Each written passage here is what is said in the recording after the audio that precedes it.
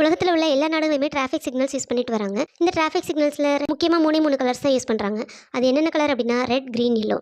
ஏன் இந்த 3 கலர்ஸை மட்டும் முக்கியமா டிராஃபிக் சிக்னல்ஸ்ல யூஸ் பண்றாங்க அப்படின்றதுக்கான காரணத்தை தெரிஞ்சுக்கலாம். இந்த 3 கலர்ஸ் யூஸ் பண்றதுக்கு பின்னாடி ஒரு பெரிய சயின்ஸே இருக்கு. முதல் கலர் ரெட். இந்த ரெட் கலர் நம்ம வாகனங்களை நிறுத்துறதுக்கு, அதாவது ஸ்டாப் சிக்னலுக்காக பயன்படுத்துறோம். முதல்ல ரோட்ல ஒரு வாகனத்தை நிறுத்தணும், அதுக்காக தான் இந்த ரெட் கலர் யூஸ் பண்றோம். இந்த ரெட் கலர் ஏன் சூஸ் பண்ணாங்க அப்படின்னா, ரெட் கலர் அப்படின்றது அபாயத்தை குறிக்கக்கூடிய கலர். அது மட்டும் இல்லாமல் இதோட அடர்த்தியே ரொம்ப அதிகம். தூரத்துல வாகனங்கள் வரும்பொழுதே வாகனங்களை நிறுத்துங்க அப்படின்னு சொல்றதுக்காக தான் இந்த ரெட் கலரை சூஸ் பண்ணாங்க.